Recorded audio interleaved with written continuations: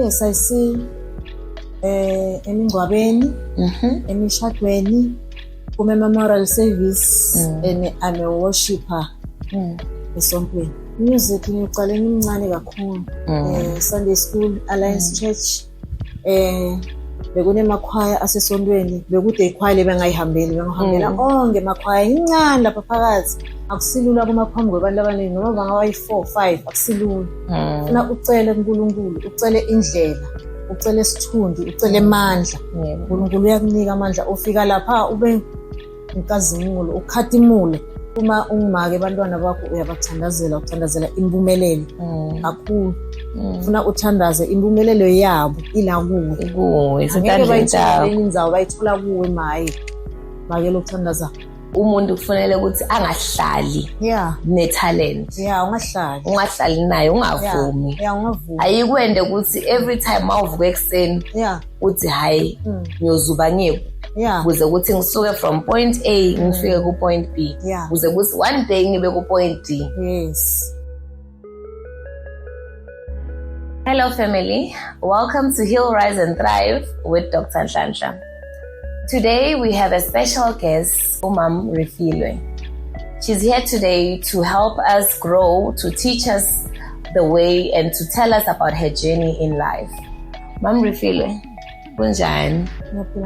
Siyaphila. Welcome to our family. Yes. Can you tell us who is Mam Refilwe? Who is she? Where does she come from? Mam Refilwe Engodini. He's a local artist. Yes. Okay. A local artist. Yes. Do you sing? Yes, I sing. Emingcwabeni, emishadweni, kume-memorial service, and I'm a worshipper esontweni. Okay. So Mama, when did you realize ukuthi you want to be a gospel artist, or you want to take the journey of singing the gospel? Music ngiqale ngimncane kakhulu. Sunday School, Alliance Church. Bekunemakhwaya asesontweni, bekude ikhwaya lebengayihambeli, bengihambela onke emakhwaya incane lapha phakathi. So kwahamba ngangena nasesikolweni bengicula amakhwaya.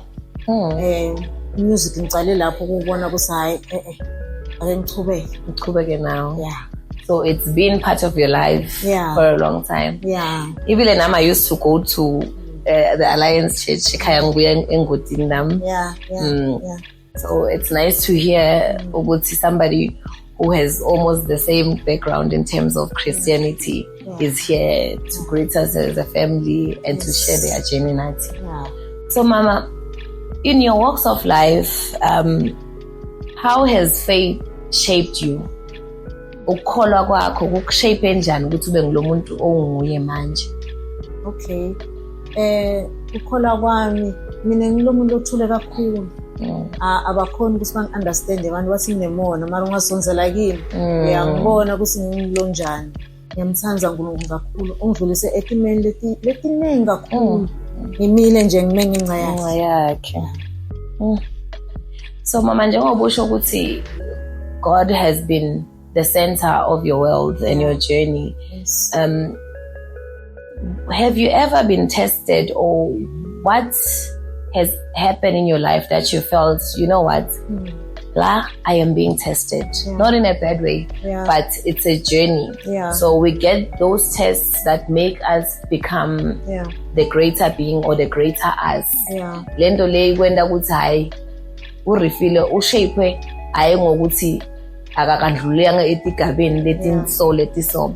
So what has shaped you to be the woman that you are today? Anything that has tested you and you felt this is a test that I need to overcome?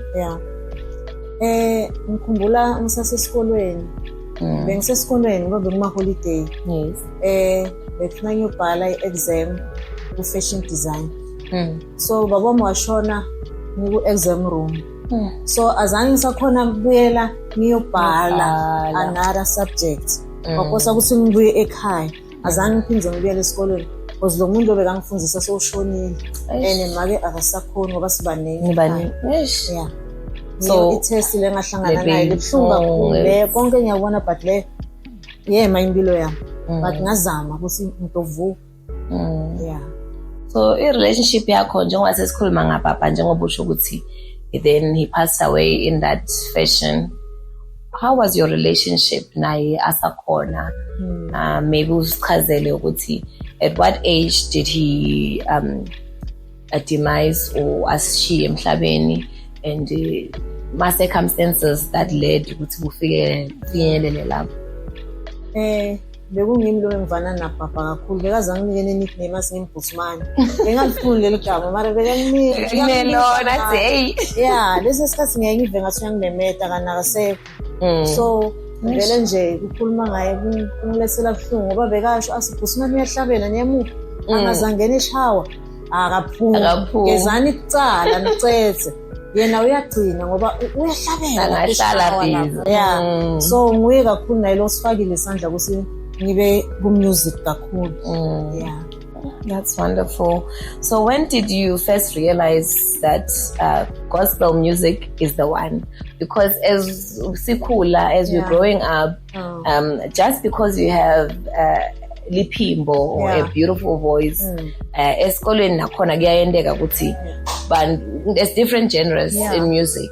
Yini lokho akuthatha kwakwenda ukuthi hayi mina ngifuna kuba in the space of gospel music? Seswami ku-music ufuna ube discipline noma nganguphi music especially u-gospel uma-ke iba ngimake na umntwana iba mntwana lo discipline njengami sengingimake sengibatukulo so uma bangibona ngento lokungasikahle angeke ngibakhosi kahle so kufunakala ngibe ngimake ngiticoce nase-stage ngibone ukuthi ngimanjani ngingabahlambalati i-gospel iyasiletha sithunzi semuntu abuye umuntu abe nguye na ufuna wena kuyendeka mava khayavakala. So ungasichazela njengoba usho ukuthi usemculweni, you've also even been nominated. Can you tell us more about the nomination? Yes.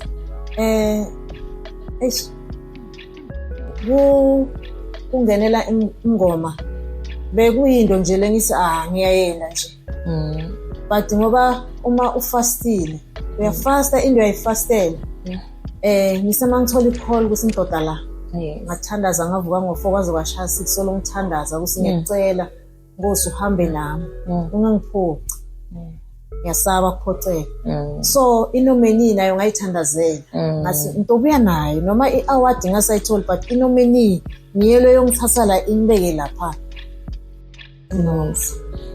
Okay, Mama. So when you, let's say it's a day, we are going to perform, maybe nemgwabo or mshado or gona logo ngiko.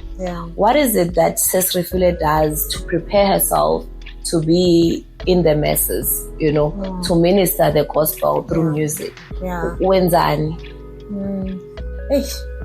Akusilula kumaphambi kwabantu abaningi noma bangabayi 4 5 akusilula ufuna ucele uNkulunkulu ucele indlela ucele isithundi ucele amandla uNkulunkulu uyakunika amandla ufika lapha ube inkazimulo ukhatimule nawe nasophuma lapha bathi hey lento boyenda lapha kanunje ngiyabona kusayi phela vele uyacela kumzala wethi insuku ahambe nawe yakhatimule yena lapha hayi wena usingilutho nguye lobalekile uyivessel lakayisebenzisako. Those are good words. So mama umuntu ahleli, or if when you're ministering the gospel of music to a crowd like you say or a congregation, what is it that you want the person who is receiving this to feel?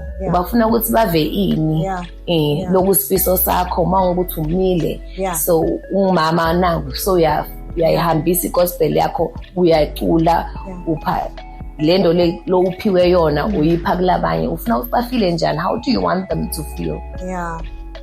Kuba khona amalanga la ufika khona esontweni uthola ukuthi badown baphasi wena sewufuna wende ukuthi ukhulume namoya ongcwele abasuse kuleti into labasuka nathi ekhaya babe la wende sure ukuthi uma ungena kundumiso uyam-invite uNkulunkulu abasuse kuleti ingcondo leti balimatile labanye ma weekend bavuka abasi right wena susa lowo ngoba uthunyiwe wena uyasebenza wena usebenzela uNkulunkulu wavuma ngiloko nje lokunye lokufanele sikwende nasingibomayo yeah Kuhle kakhulu ngiyeva mama ukuthi like we spoke out of before we started the interview ukuthi you also a seamstress and also a designer.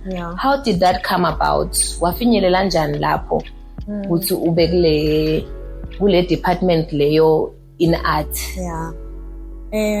Esikoleni bengenda into eziningi ngala ku music bengikhona na ku baking bengikhona na ku fashion designing bengikhona so I fashion design ngithanda kakhulu ngayifunza ke yona but nayo azange ngikhona ukucetha ngetimo letangibaba yeah but fashion design lo ngikhetela kakhulu but wami fashion design uthungela ama minister makwami fashion design bese kuba ngini so into lebuya ekhaya yeah into lesekhaya so isengatini yeah okay so mama like you saying ukuthi the way you minister the gospel in music how do you feel when you do designing or uthunga or whether it's that do you find a way of ukuhlanganisa lokube into yinye or separate vele ngiyaye ngizame ukuthi ngifuna ukuhlanganisa angithi abanye abantu angeke bakuthanze lokhu labanye bakuthanza lokhu so kakhulu labanengi bathanza lo music gospel yeah bathanza le gospel kakhulu so mama like we always preach the gospel of healing the gospel of rising and thriving in whatever aspects of our lives. How can you describe healing for you? What's healing for you? Do you have something in a space where you really needed healing? And how did you overcome that?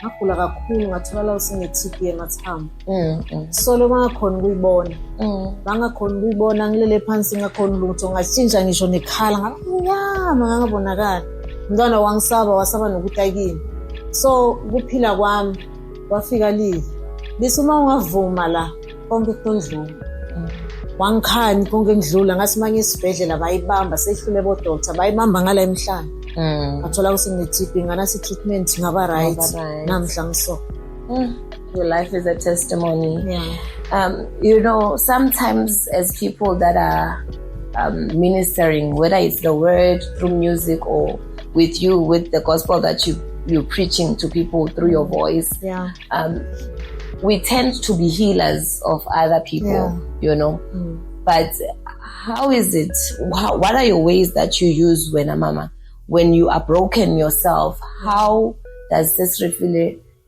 become okay before she goes? But somebody into onganayo. If you are not healed, you're not going to be able to minister the gospel that will bring healing to the next person. So yini tindlela letikhona longahle usho ukuthi wena tona ukuze ukuthi sesirefile akhona ukuthi ahamba aqhubeka yende umsebenzi wakhe. Kunalento le ingakavelanga kakhulu ngala kithi esingabelieve kuyo or bese sicala siyibona manje ukuthi important especially thina abantu abamnyama leyo ukuthi what's called mental health. How do you take care of yourself to be ready to serve others? Yini into lokutendako labanye baya meditate labanye baya kuma psychologist labanye bayenda lokhu naloku or drawing whatever it is yini lokhu sesirefile yena athi ayimine mangayenda lokhu ngiko lokungisita ukuthi ngibuye ngithi hayi sengiyimi ngiyadiva futhi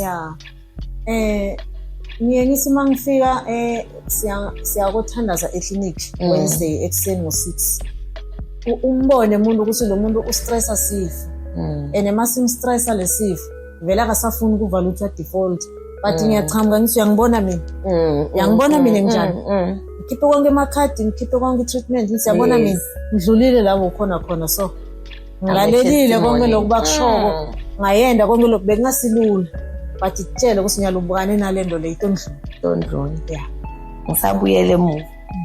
You are a person who's trained to heal others.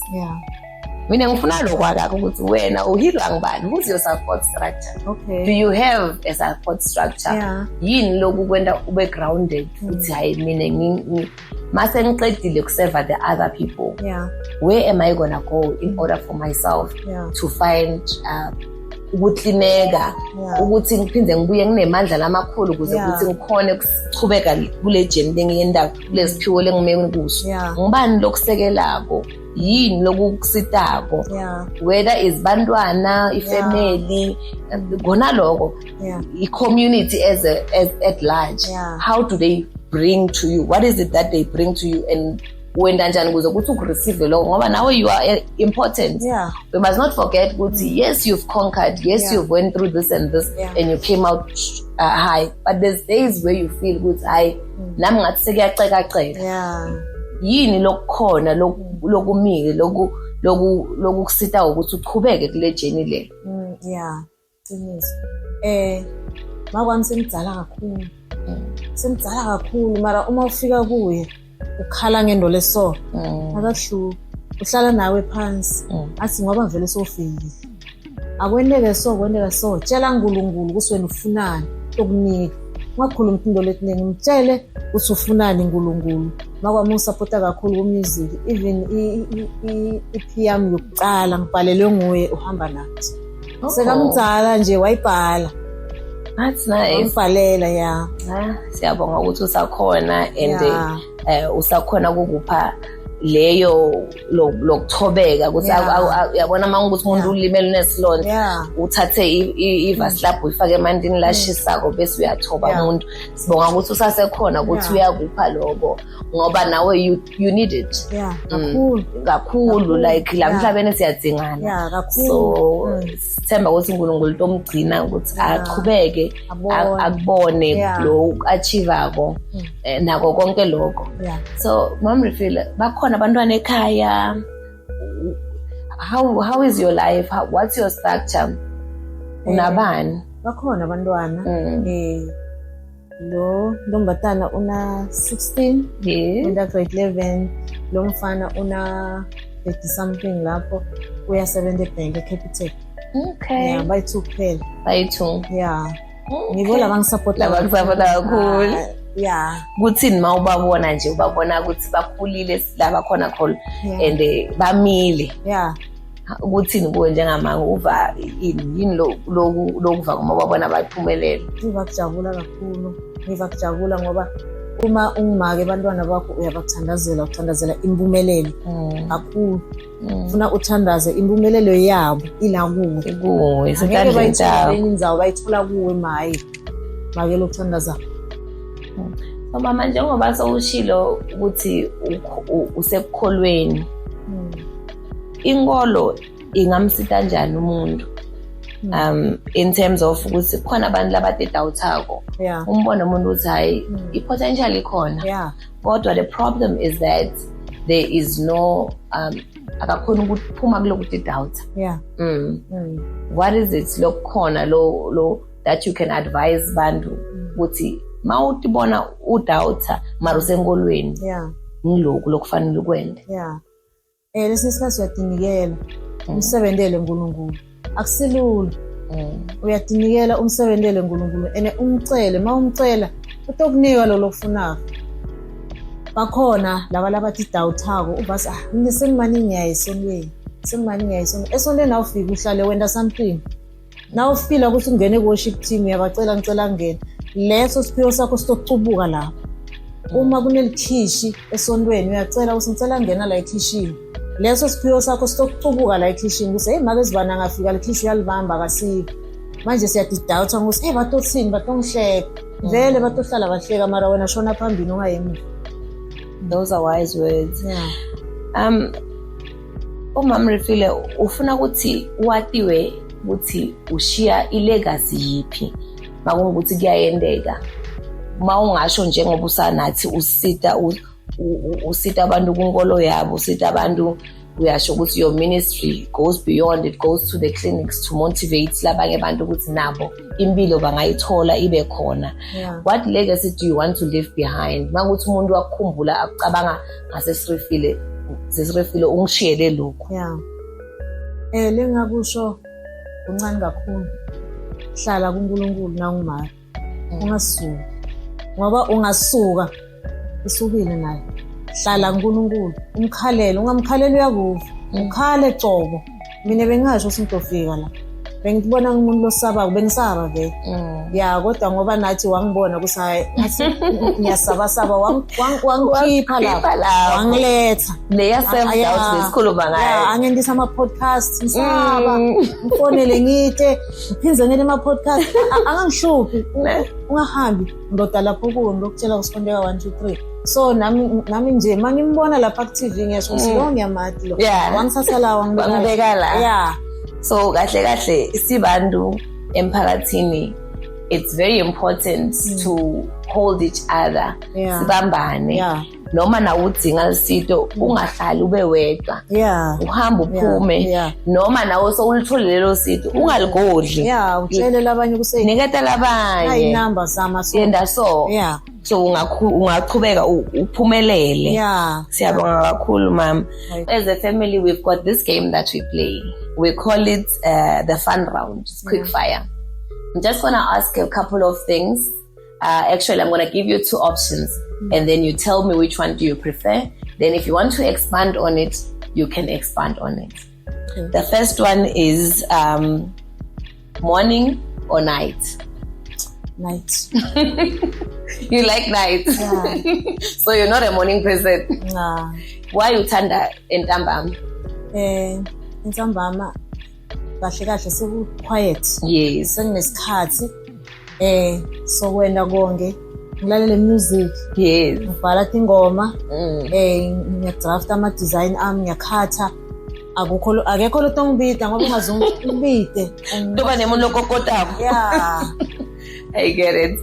Where there's silence and stillness, that's when you can prosper. Okay. Between tea and coffee, which one is your goal? Tea. Every time niyathi makafika endlini ngicela ningendele tea khayinsan ilgedlela ningendele tea or coffee. Yebantu labathanda kuvuka ekuseni ke leyo. Wena ukhetha yiphi, i-coffee or tea? Tea. Okay, I'm also a tea person. Singing or designing? Singing. Why singing? Ngicabanga ukuthi nginetalent lelikhulu kakhulu lapho. Yes. Talent lami lilapho. Your gospel lies there. Okay. Your ministry mostly is in singing. Stage or studio?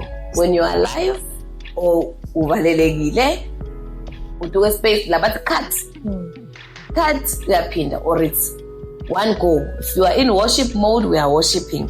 Sesingenile. Stage.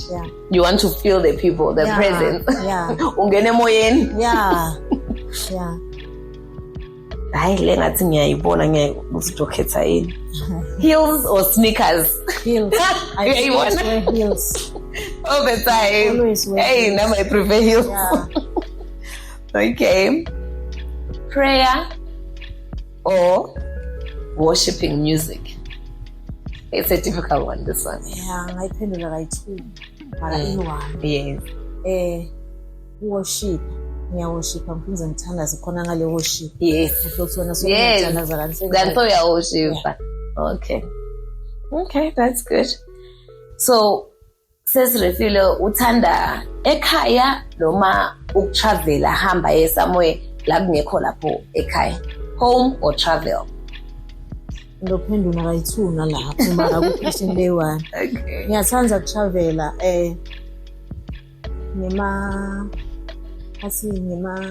night prayer. Yes. That's my travel. Okay. So you're not choosing between the two? Or you uthanda more travel? Masihamba siya kuphi siye-game siye-Johannesburg night prayer ngola lapho uhamba uthinza impilo letiningi. Ngifila nje ngisasendleleni kusayi sengiyaphuma manje. Okay. So one word or 3 if you may that describe uSesi Refilwe, ijeni yakhe, ekuqaleni kwakhe amntwana akhula aba intombi asuke lapha ayogqina angilomake asuke bubengimake abe umuntu lo serve umphakathi wakhe the way you are serving your community. Few words, maybe 1, 2, 3 words that can say lo kubukana nguye sesi refile lo. Ekhulu mara ngibhendi belula. Ngisenza abantwana kakhulu.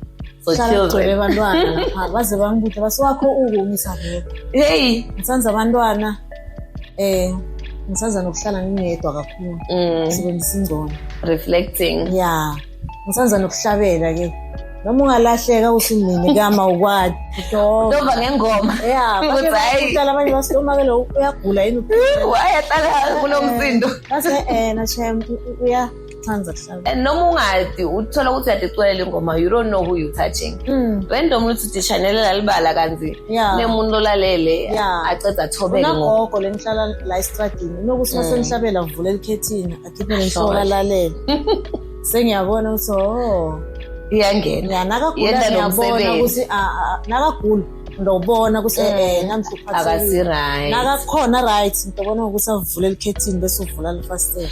Sengiyabona ukuthi Desirefile siyabonga kakhulu ukuthi udilela khaya sibenze kakhulu and siyabonga icourage yakho loyikhombisile ne-resilience yakho loyikhombisile kuze ukuthi ufinyelela la ukhona khona and you are showing us that it's not your age whether una 50 una 15 una ngaki my into ikuwe mawuyihambela and unayo lokuthi ufuna ukuthi uphumulele kuye uNkulunkulu akayibeki idate for thina ngesiyazi so noma umuntu amdala abone ukuthi hayi ngazama ngayekela siyabonga uyitestimony ngokuthi naku kuwe kuvulekele sekusikhathi la abaningi bathi hayi akusayendeki lutho mara usukumile wema njengemfati njengemuntu lofundisa labanye enesibonga ukuthi wena uyakhona kusita lamphakathini awukayekeleli ukuthi lelikhono lonalo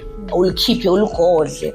You took it and you are helping the community, you are healing the other person and siyabonga for konke lokho. So Mam Refile ngito separator lama career akho ngicale ngale yokudesigner nokwenda amaroko nokwenda tingubo for abantu. Where does somebody get usesirefile makathi ngifuna kwenda leliroko uyaphi wenda njani? Ngiyatholakala kwanyalo ngisasebenzela ekhaya endlini singakaphumi ngisayenda ama-arrangements endzawo asangirenovatela angifuni ngene endzaweni la ma-clients atoma ngetinyawo angadlali phansi nema-business card ngisasebhizi ngawo ngizotholakala nginenamba le ngitoyishiya ukuze bakhona ukungithola. Uma une-material ngiyakuthungela, uma ungana-material uyangitshela ukuthi ufuna i-material enjani ngihambe ngiyoyithenga sesiyabona ukuthi sikhuluma njani ngichube kanjani njengoba kufika ama-matric dance nje njengaleto so they can come back but what's up labo futhi bahlupha kakhulu ngoba abantu bangikhona kufuna bangikhoriyele lokunye akukho around la kufuna bafike early kufuna bafike early ngoba lokunyika kulalisa ekuseni so ngiyathanza nako lokuthi ngifunza ngalokwenda ngifunza ngalokwenda sonke we start somewhere okay then in terms of music mama we talked about the nomination and then akhuluma ukuthi kukhona lokukhona ebantwini semanje sicela usitshela ukuthi lo kukhona bese usitshela futhi nokuthi yini lo singalangatelela kona and kuphuma nini. Ngisasebhizi ngengoma yami i-3 iyangidileya kancane ngoba ngifuna ukuthi vele ngiyibone lena ukuthi yenda njani ngifuna nje ukuthi mayiphuma ingikhombise ukuthi ngibani. Washo Mhlabela athi kanti ngingubani mina ngize ngithandwe kangaka izulu ngifuna ithanzwe nayo kangaka so iphuma nini? Ngifuna ukukhuluma nemphathi wami already sesikhulumile ngifuna kuya e-studio end of March recorder siyapheka end of March iyaphuma itophuma April emkhathini mara end of March iyapheka That's good. Iyasetshenzwa iyaphuma. So kunaleti ndzawo ekuqhumana. Umam Refilwe simthola kuphi? Whether is Facebook, Instagram, YouTube, phone number, WhatsApp, sicela usishiyele so khona ukuthi singalahlekelwa i-healing lephuma la kuwe. Kwanyalo music wami utholakala ku YouTube. Uyangena lapha bhala igama lami Refilwe Mashego esiphambanweni The Cross iyavela. Uyangena ubhale lapha Refilwe Mashego uhamba nathi. Uhamba nathi. Hayi didi kakhulu. Ivele nje ivele ayihluphi ukuthi angibona nje sengivelile lapha. Sithini lele stream manje igama? Udumo. Yeah. Oh, that's powerful. Sinikeza udumo. Ngoba naso yasinika leli dumo leli elincane lona leni. Yasithatha lisibekele naye simnike teni dumo. Yeah. Ngicela le number, sicela le number wathi khona ukuthi abantu ekhaya bakhona ukuxhumana nawe. Batofona bathi hey sesirefile ngidinga ukuthi ungithungele. Ufuna ukuthi ungendele isudu kumbe ilrogo. Bakufuna kuphi lama nombolo lawo? Inombolo yami i1 phela is 064 667 8883. Ine WhatsApp. WhatsApp ayenda konke. Noma ungifonela sikhatsini mina available ngisemsebenzini. Family, we would like to thank Sis Refilwe for gracing us with your presence and teaching us that giving up is not an option. As flegila. We stand up. Phakamise tidwaba sibafati sime. Sithi loku longuko la ngifuna ukubona ngisetulu kunawo. Siyabonga. We hope that the family has learned a lot from you. And we pray for your hands. We pray for your voice. That everybody that hears you, we plead to God to help us continue Sisitabandu ministry of gospel and ministry of making the other person feel makagqokile igama ethathayo la insindiso yami yaphuma yonke. Siyabonga kakhulu mama. Thank you for gracing us. Ngibonga kakhulu elithuba lelihlena kangaka. Bengingathi usingithandwa kangaka. Uyathandwa kakhulu. You are close, you are dear to our hearts. And we appreciate you. Nje laba seclinic labambonako bahamba bamphi hug. Just a hug guys. Just a hug. It goes a long way. Wednesday. Every Wednesday clinic. 6 o'clock please. Yes. Siyabonga kakhulu mama. Ngiyabonga kakhulu mama. Family, from us as Heal, Rise and Thrive with Dr. Nhlanhla, we are signing out.